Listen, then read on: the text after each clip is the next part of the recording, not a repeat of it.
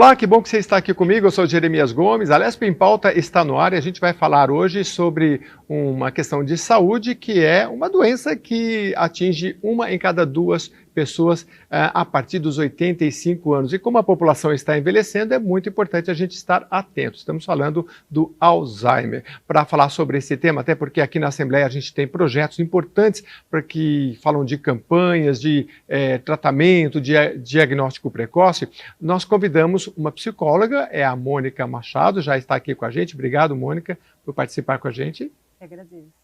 E online com a gente também uma neurologista, que é especialista nesse tema e outras doenças aí da saúde mental, a Laís Maria Gomes de Brito Ventura, neurologista. Obrigado por participar, Laís. Eu é que agradeço o convite, para mim é um prazer imenso. Laís, vamos começar definindo o Alzheimer e depois a gente passa então um pouquinho para o diagnóstico, por favor. Perfeito. Alzheimer é um tipo de demência, é a causa mais comum de demência hoje em dia. Por demência se entende um declínio das funções cognitivas, das funções cerebrais corticais mais complexas, como memória, linguagem e orientação, que geram prejuízo à vida da pessoa. Não é aquela perda de função que ocorre no dia a dia, mas é algo que chega a atrapalhar a vida do paciente. E dentro desse grupo de doenças, a causa mais comum é a demência de Alzheimer, que é um determinado tipo de demência degenerativa provocada pela deposição de uma proteína anormal no cérebro. Muito bem, eu estava lendo e fazendo as contas, sabe, doutora Laís, que, segundo a Organização Mundial de Saúde, cerca de 55 milhões de pessoas têm esses problemas de demência, o maior é a questão do Alzheimer. Eu falei, poxa, mas tem 7 bilhões de pessoas no mundo. Aí fui fazer a pesquisa, doutora Mônica, nós temos cerca de 150 milhões de pessoas com mais de 85 anos. Aí os números bateram. E realmente é bem impactante saber que a partir dos 85, pelo menos esses foram os dados que eu cheguei, uma em cada duas pessoas vão ter o Alzheimer. Dá para dizer que é um problema de saúde pública, né, doutora? Problema de saúde pública mundial. E eu poderia te apresentar alguns dados que são ainda mais assustadores, assim. Foi feito um levantamento em 2015 e se demonstrou que no mundo é feito um diagnóstico de demência a cada 3 segundos. Se os custos com demência no mundo configurassem uma economia, os custos com demência, mundo afora, essa economia seria a 18ª economia do mundo. Imagina. Outro número impactante, assim, é que a projeção de diagnóstico de demência ela só aumenta ao longo dos anos. Se hoje a gente tem algo como 50 milhões de pessoas convivendo com demência, a previsão é que em 2050 a gente tenha algo em torno de 130 milhões de pessoas convivendo com demência. E o pior de tudo é que desses 130 milhões de indivíduos, quase 70% devem ser moradores de países em desenvolvimento. São muito mais afetados do que os países desenvolvidos atualmente. Então, os dados são realmente preocupantes. A gente precisa começar a falar mais sobre isso. Interessante, doutora. Agora, quando a gente fala em outras doenças, vamos pegar a AIDS, por exemplo, na década de 80, as pessoas iam para a rua e falavam, a gente quer mais pesquisa, a gente quer tratamento, o câncer se investe muito e as pessoas cobram das autoridades. O Alzheimer, ele é um pouco... falta o quê para a classe médica, classe política, para todos olharem para temas como esse que é muito custoso, afeta muita gente e às vezes as pesquisas não acompanham, como acompanha a pesquisa do câncer e outras áreas. Essa é uma pergunta difícil de responder, né? Se houvesse resposta, provavelmente a gente teria avançado mais nas pesquisas, mas existem algumas hipóteses relacionadas a essa dificuldade de se alcançar um tratamento curativo ou preventivo. A primeira questão é que o diagnóstico ele é clínico, uma vez que fazer um procedimento invasivo, por exemplo, uma biópsia cerebral, não é algo que é viável na população geral como triagem. Então, atualmente, o que se faz é um tratamento clínico. É um diagnóstico clínico. Quando o paciente apresenta os sintomas, é que se dá o diagnóstico de Alzheimer. E o que se sabe é que nesse momento em que os sintomas eles surgem e o paciente busca um médico, o estrago já aconteceu do ponto de vista microscópico. As proteínas anormais já foram depositadas no cérebro de maneira lastrante, e por isso tratar E isso é muito difícil. Uma outra dificuldade diz respeito ao acesso. É uma doença de sistema nervoso central. É diferente do HIV, por exemplo, que é uma doença que está na circulação periférica, nos linfócitos, isso é mais facilmente acessível. É mais difícil fazer pesquisas envolvendo tecido cerebral, envolvendo pessoas, em que se precisa analisar partes do sistema nervoso central, isso é potencialmente danoso. Então, pesquisas que envolvem o sistema nervoso central de maneira geral, elas são potencialmente complicadas de se executar pelos riscos relacionados ao estudo direto desse órgão muito nobre. Então, essas são algumas barreiras, eu poderia mencionar várias outras, mas essas são algumas barreiras que estão impedindo de chegar num tratamento curativo ou, enfim, numa prevenção mais eficaz. Muito bem, para falar de prevenção, a gente vai falar daqui a pouquinho mais com a doutora, mas eu vou passar aqui para a Mônica Machado, a nossa psicóloga, para entender também essa questão científica, neurologicamente falando, mas principalmente, né, Mônica, desta questão de tratar esse paciente, seja o cuidador e o familiar. A dificuldade nesse aspecto também é grande, né? Sim, a dificuldade é grande por falta de conhecimento, né? Falta de, a gente falando de uma população eu acredito que o Alzheimer, ele atinge uma população, a gente falando de saúde pública, né? Que atinge mais essa população de baixa renda exatamente por ter falta de informação, não ter acesso às informações. Porque o que acontece, que eu percebo na clínica, no consultório, é que as pessoas envelhecem e elas já falam, ela tá velha, está maluca, está esquecendo. Elas não dão conta que aquilo é uma doença. E se não for tratada, ela vai piorando cada vez mais. É como se a pessoa chegasse no Alzheimer e esperasse a morte, né? Então, só que tem um tratamento, tem um cuidado, tem um paliativo, que a pessoa, ou cuidador, ou familiar, ele precisa também se tratar para poder lidar com um paciente ou um familiar com a doença de Alzheimer, porque ele consome muito a pessoa. Ele esquece, ele quer conversar, ele retrata muitas histórias da vida lá de trás.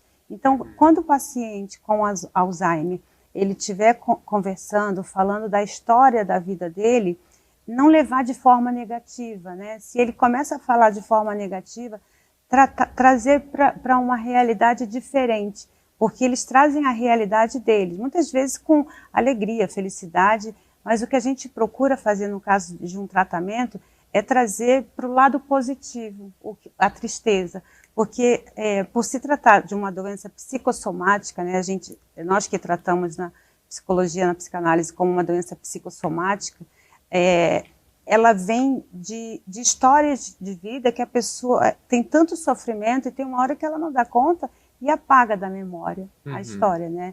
Então ela fica adoecida e ela começa a lembrar de flashes da vida dela, da história.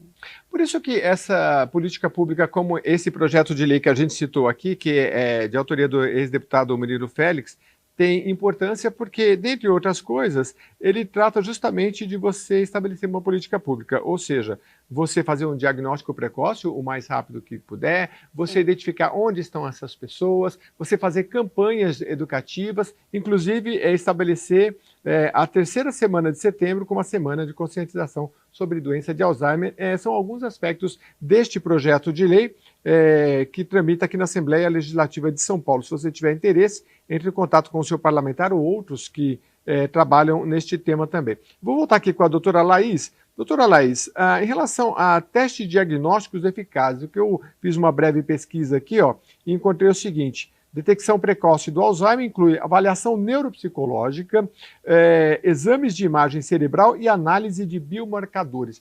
Geralmente é o que se faz, do que a gente está falando? A gente está falando do mínimo para se estabelecer o diagnóstico. Necessário fazer uma avaliação neuropsicológica, em que se fazem testes cognitivos para se avaliar os domínios cerebrais que estão alterados naquele paciente.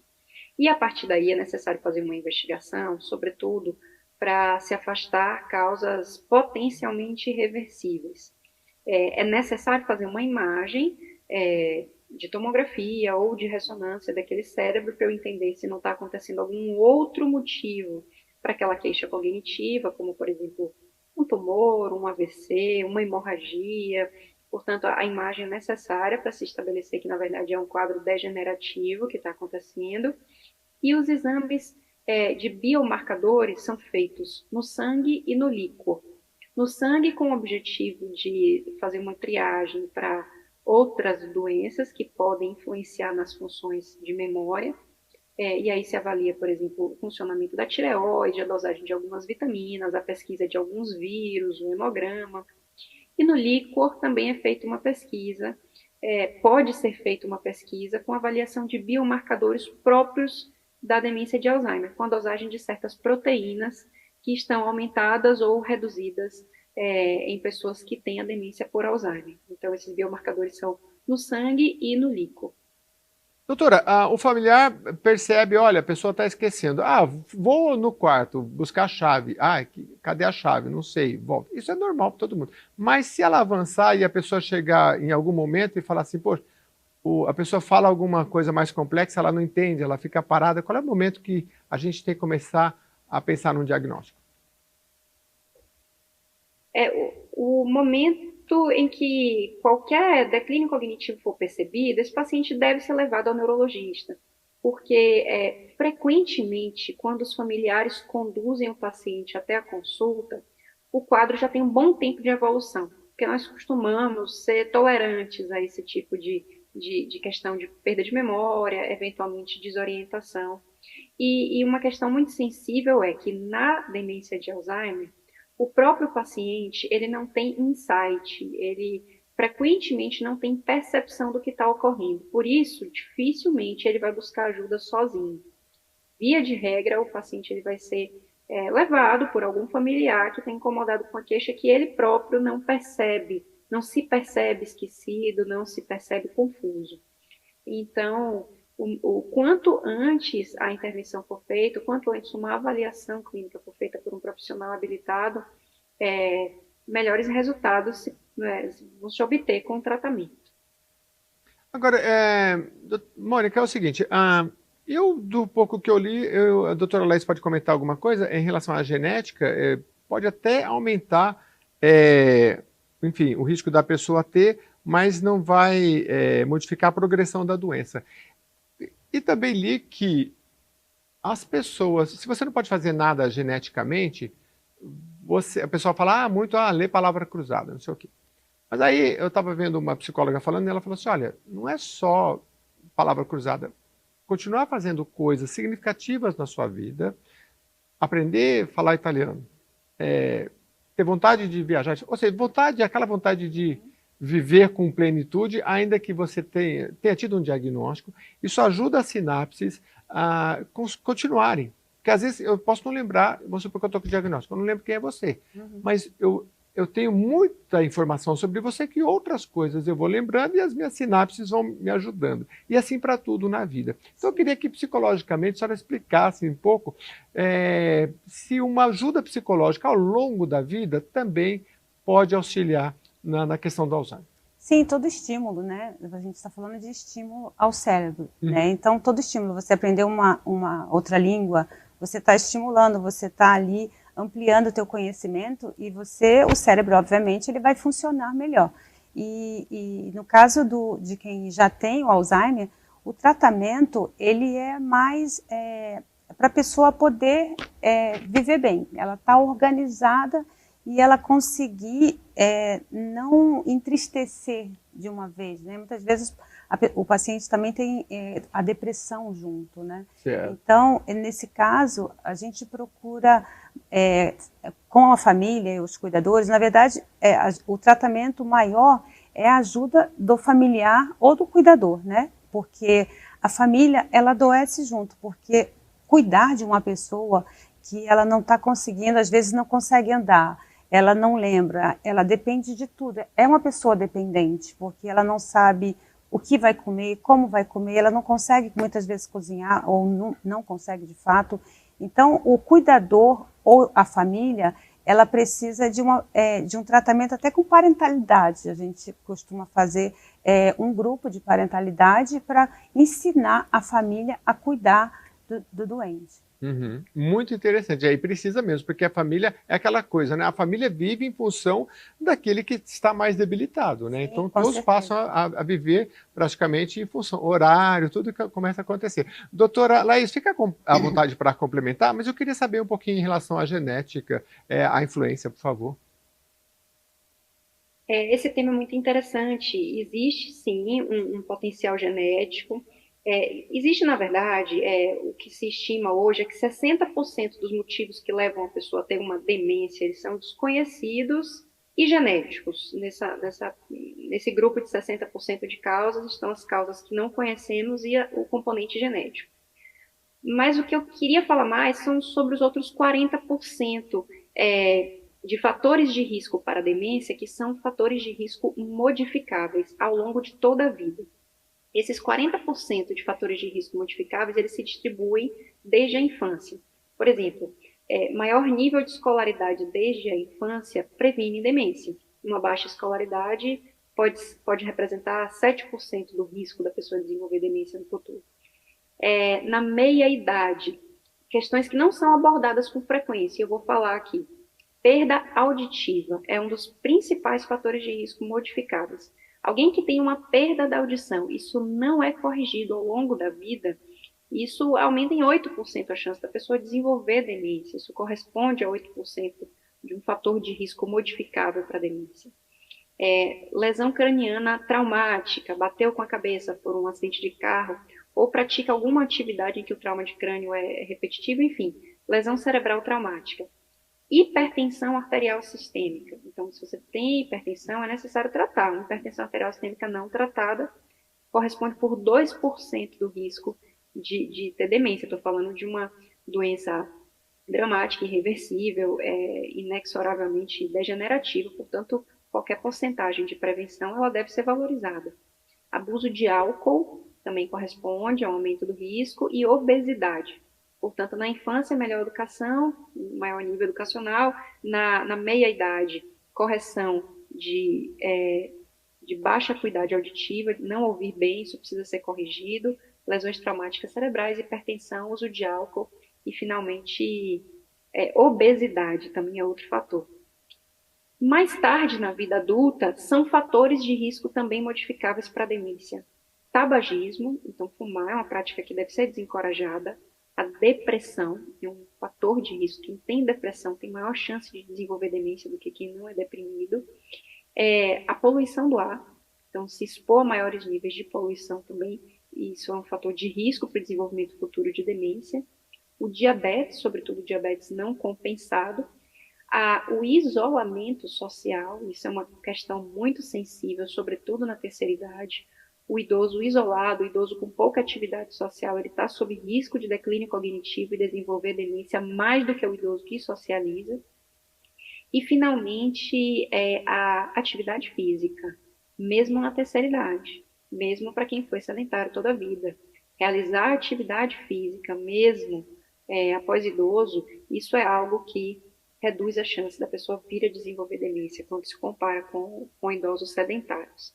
Então, tem uma série de pontos potencialmente modificáveis. Desses todos que eu mencionei, o que corresponde à maior porcentagem de potencial risco de desenvolvimento de demência é a redução da audição. Olha que interessante, isso é um tema muito pouco mencionado. Portanto, baixa acuidade auditiva é algo que deve ser corrigido com o profissional habilitado, deve ser usado um aparelho auditivo, porque ouvir mal ao longo da vida é algo que aumenta a chance de se desenvolver demência. Que interessante, né, doutora? Mas por quê? Não sei se a senhora chegou a se aprofundar nesse estudo da audição, mas é porque fisicamente mesmo o cérebro começa a ter uma deficiência e as sinapses vão piorando, enfim, ou tem outra explicação? A explicação não é clara, os estudos eles são observacionais. Se Certo. percebeu, estudando pacientes ao longo do tempo, que aqueles que ouviam menos consistentemente desenvolviam mais demência do que aqueles que ouviam bem, mas a causa para isso ainda não está perfeitamente esclarecida. Eu também acho curioso.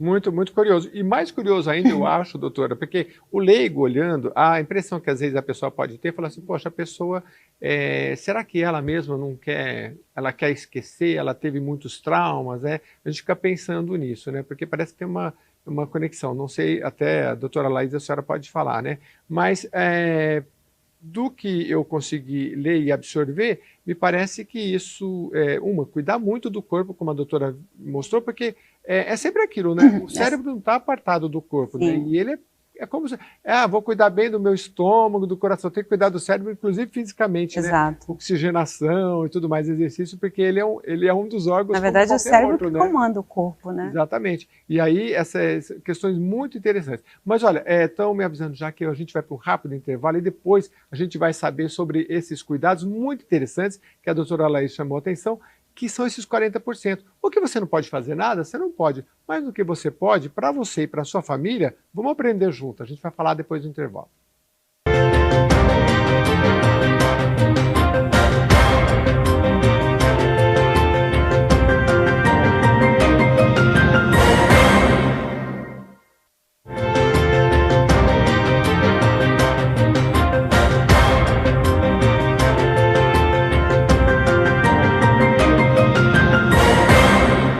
Estamos de volta no Alesp em Pauta falando sobre Alzheimer, né, que a partir dos 85 anos atinge cerca de 1 em cada 2 pessoas. Todo mundo quer viver mais, mas queremos viver bem. Por isso que a Assembleia Legislativa de São Paulo traz esse tema recorrentemente e nós vamos voltar aqui com os nossos convidados, especialmente aqui agora a doutora Laís novamente, que fala online com a gente, para explicar o seguinte, doutora, o que a gente pode falar de tratamento e de pesquisa em relação ao Alzheimer? A gente sabe que não tem cura, mas a gente abriu o programa falando que existem tantas pesquisas para o câncer e para outras doenças, e o Alzheimer, assim como há 100 anos, o doutor Alzheimer, verificando o cérebro daquela primeira paciente, pouco pôde fazer, hoje ainda a gente pouco pode fazer, ou estamos avançando em relação à pesquisa?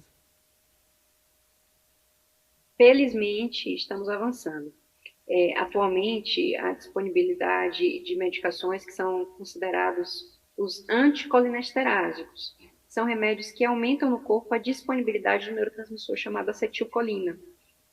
A acetilcolina é como o combustível para o funcionamento dos neurônios relacionados à memória e algumas outras funções corticais mais complexas. Portanto, esse tipo de remédio que atualmente é correntemente disponível é uma medicação que aumenta o nível, aumenta a quantidade desse neurotransmissor que promove o funcionamento adequado desses neurônios. No entanto, é um tipo de tratamento que, embora melhore o desempenho, suavemente melhore o desempenho cognitivo do paciente que faz esse tipo de terapia, é um tratamento que ainda não modifica a evolução natural da doença, portanto, não interrompe, não barra a evolução que ainda é inexoravelmente degenerativa.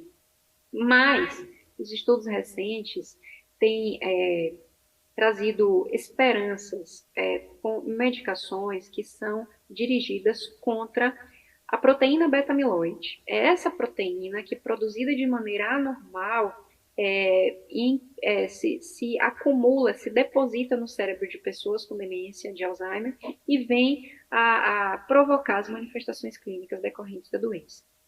Portanto, esses tratamentos emergentes com anticorpos monoclonais anti-beta-amiloide, terapia anti-beta-amiloide, são mais promissores, uma vez que atuam no processo de desenvolvimento na doença, do processo fisiopatológico.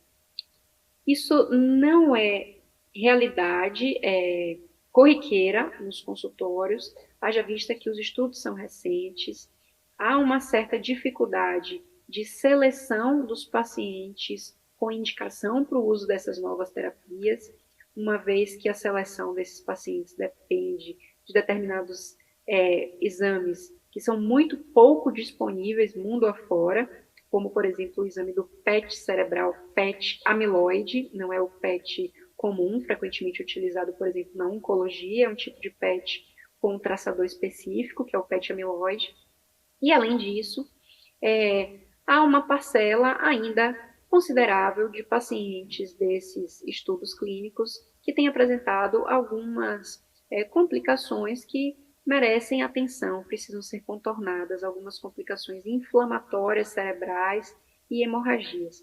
Portanto, é algo que está ainda sendo aprimorado, porém que trouxe muita esperança para a comunidade científica e que possivelmente venha a ser uma modificação no paradigma do tratamento da doença de Alzheimer nos próximos anos. É o que esperamos. Doutora, tem alguma coisa relacionada ao sono na pesquisa, em relação ao beta-amiloide, enfim, porque me parece que a pessoa que também não dorme bem, parece que essa proteína aumenta, tem alguma coisa nesse sentido? Sim, por exemplo, a apneia obstrutiva do sono é considerado um fator de risco para declínio cognitivo, é algo que precisa ser avaliado, o sono deve ser estudado, a preservação do ciclo sono e vigília é favorável para o desempenho cognitivo de um idoso, então o sono é fundamental, é algo que sempre merece atenção na condução dos pacientes com queixa de demência e declínio cognitivo. Muito bem. Doutora Mônica, quer complementar? Quanto mais a gente fala sobre esse tema, para mim, um pouco do resumo é a importância da gente manter uma saúde global boa, né? Porque são tantos fatores que ela falou no primeiro bloco ali dos 40%, de ter uma boa saúde vascular, o sono, a gente falou agora, é importante, né? Tratar da apneia, inclusive questões de exercícios aeróbicos, me parece também que que reduz essa beta-amiloide, enfim. Então, assim, tratar muito do nosso corpo e muito da nossa cabecinha com o psicólogo também, né? Exatamente, da mente, né? O que acontece? Quando a gente previne, né, faz exercícios, faz tudo que exerce o corpo, movimenta, vai fazer bem para o cérebro e para a mente, né? Então, a gente aí está falando de qualquer doença mental ou neurológica. Então, é importante, sim, a gente prevenir, fazendo exercício, não se isolar de uma sociedade de amigos, né? Como ela mesma falou, que o isolamento também, isso que dificulta também o tratamento, né? Então, é importante, sim, para a pessoa poder continuar, quando ela já tem o Alzheimer, né? Ela continuar exercitando o cérebro. Por exemplo, muitas pessoas falam de ouvir música, né, que traz as lembranças.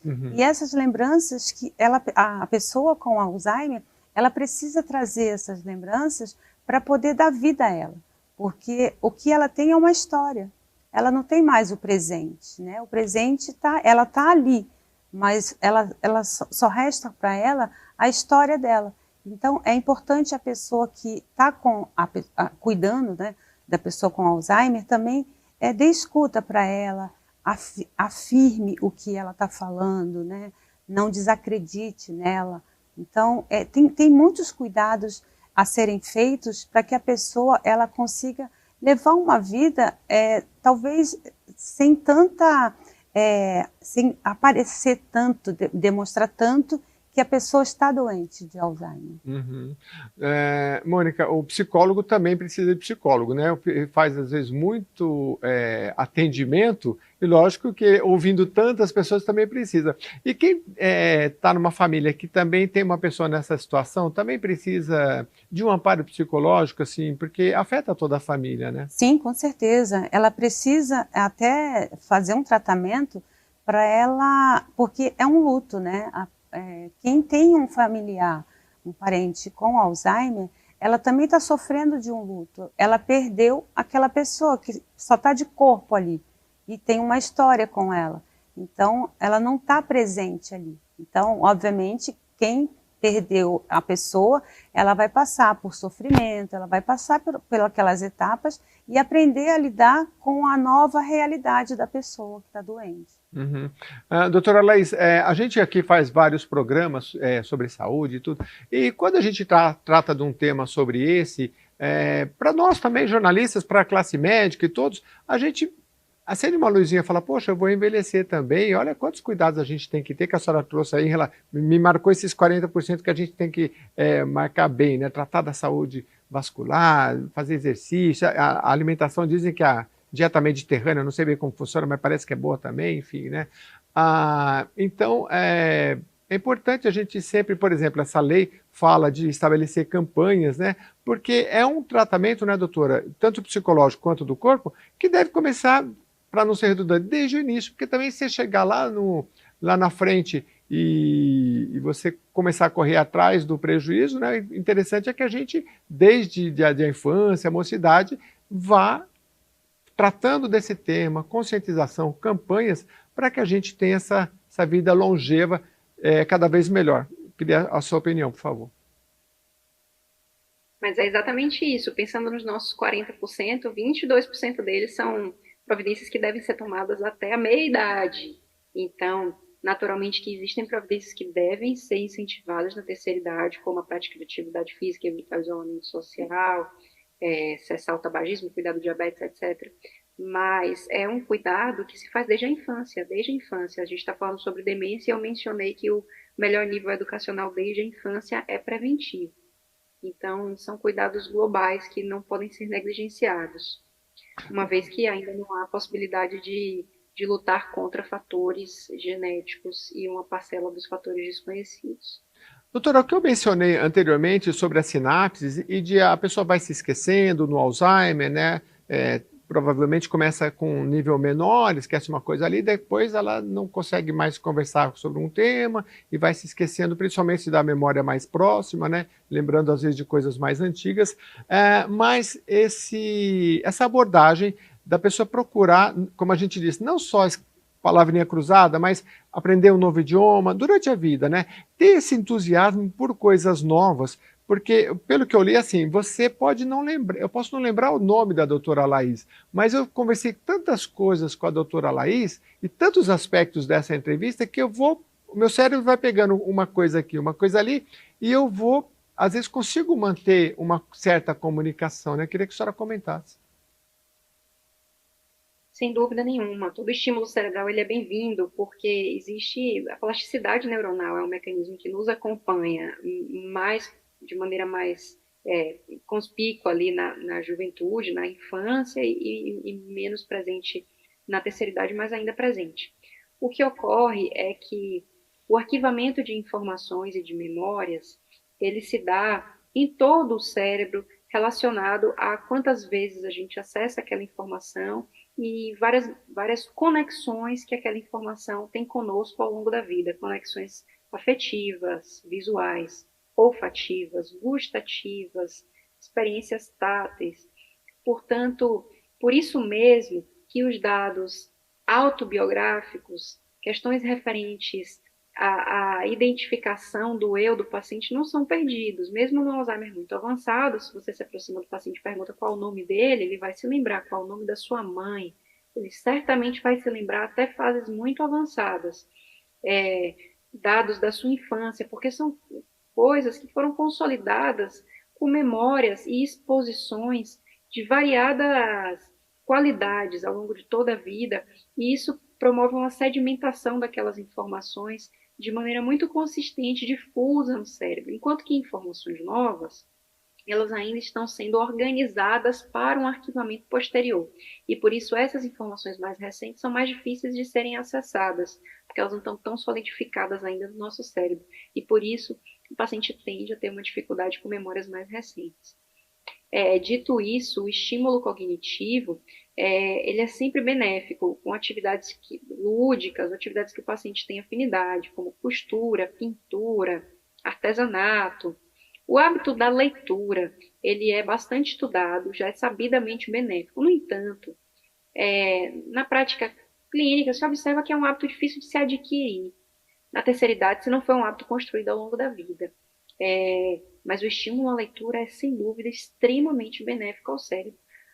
O que eu não insisto muito é com a aquisição desse hábito na terceira idade. Isso é possível, mas é um pouco mais difícil. Por outro lado, os pacientes podem aderir mais a costurar, a pintar, questões que eventualmente eles fizeram ao longo da vida e abandonaram na terceira idade, que, se retomadas, podem promover aquele momento diário de estímulo cerebral, de desenvolvimento motor, de coordenação, desenvolvimento de afetos, de criatividade, e daí o planejamento da execução dessa tarefa, a questão visoconstrutiva, de se costurar uma peça de roupa ou uma coxa, o tamanho que isso vai ficar, a proporção, sem dúvida são estímulos extremamente favoráveis para que se mantenha a funcionalidade por mais tempo em sociedade. Muito bom. A doutora falando aqui sobre leitura, né? Eu sempre falo aqui nos programas, gente, vamos ler, porque assim, às vezes passa 20 anos, né? Para quem tem mais idade, né? E fala, puxa, aquele livro que eu li há 20 anos, você vai lá na prateleira. Eu gosto, inclusive, de guardar, quando tem espaço físico. E aí tudo aquilo volta à sua memória, é tão bom, né? Imagina, se você não leu, você não tem essa memória. Você vai ter outras, talvez de uma música, até de alguma coisa. Mas como é Sim, bom a gente pegar aquele livrinho antigo, né? Que a gente leu na adolescência lá, é verdade. e poder rememorar aquelas coisas. Faz bem para a cabeça, né? Sim, e a questão também atual é que as pessoas não estão tendo o hábito de ler, né? Uhum. Com a tecnologia, cada vez mais a gente está lendo menos, Sendo passivo, né? né? Vendo A TV, gente vai tela. direto no que a gente quer saber, Uhum. o que acontece, está Apesar que tem acontecendo. pesquisa que dizem que os adolescentes, até alguns passaram a ler mais, mas é tudo aquela leiturinha do TikTok, aquela coisa muito Sim, muito rápida, né? rápida, muito curta. Nada muito aprofundado, né? Aí também Exato. não vale, né, gente? Tem que ter aquela coisa de a gente poder imaginar, pôr o cérebro para funcionar e as sinapses para ficar bem saudáveis. Bom, a gente está caminhando para o final, mas eu queria passar aqui para a Mônica. Ô, Mônica, alguma coisa interessante que eu também acho que de falar é dos cuidadores e das pessoas em relação à segurança, né? Porque a pessoa que está, de repente, alguma coisa esquecida, na mobilidade dela, até a doutora pode falar alguma coisa, né? Mas é bom ter um ambiente seguro para essa, porque ela também esquece as coisas, né? Enfim, Sim, né? isso sim. Eu tenho casos que a pessoa ela perde um pouco da mobilidade, né? Então ela cai muito, e isso é perigoso. Por isso que tem que ter uma pessoa sempre acompanhante. Tem que ter um acompanhante com a pessoa, porque é perigoso até para a vida dela. Ela Mas também pode não se morrer. ela sair de casa não lembrar onde foi e tal, né? Ela Até pode eu se falo para os perder. idosos, gente, uma coisa de utilidade pública, né? Não sei, quem cuida, os familiares, né? Tem que dar um jeitinho. Eu falo, Sim, usa uma pulseirinha, alguma coisa com o nome do filho, tudo. Isso é para todos, né? para Porque sai, a todos, gente, pode acontecer aquele momento de estou meio perdido onde eu estou, ainda mais numa cidade como Capital Paulista, né? é. Alguma identificação sempre importante. Mas no caso de um idoso, dificilmente ele sai sozinho, né? Então, ele pode sair num momento de descuido de quem está cuidando. Mas tem uns aí que a gente sabe que, por mais que a gente fala não sai, eles gostam de sair. Eles são teimosos, isso é. E Por precisa isso que é ter esse importante cuidado. trabalhar a família também, e não só o doente. Muito bem. Doutora, eu queria que a senhora fechasse, então, só para resumir para o nosso telespectador, alguns pontos importantes. O diagnóstico precoce, que a senhora falou no primeiro bloco, se é importante, se ele consegue reverter, a gente sabe que não tem cura, mas se é bom eu já procurar o médico, começou o familiar a esquecer demais essas coisas. E outros aspectos que a senhora acha relevante, a questão do tratamento, a gente falou rapidamente sobre o remédio, porque às vezes quem nos acompanha, tem remédio, não tem, é caro, não é? Só para a gente fechar então, por favor.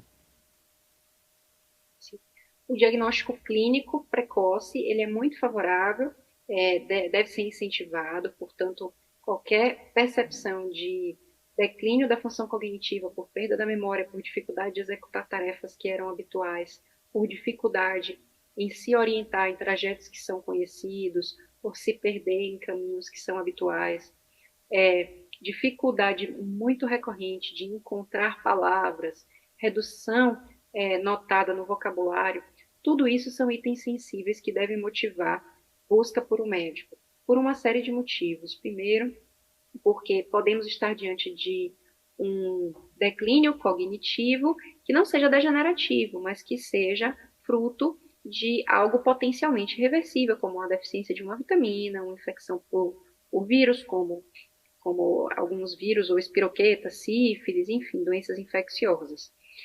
Além disso, os tratamentos hoje visam uma melhora da qualidade de vida, uma melhora do funcionamento cognitivo desse paciente, mas estudos recentes têm demonstrado que, em breve, tudo indica que seremos capazes de modificar a evolução natural da doença. Portanto, quanto antes os pacientes forem identificados, e eu não mencionei algo importante, esses estudos foram desenvolvidos para o Alzheimer em forma precoce.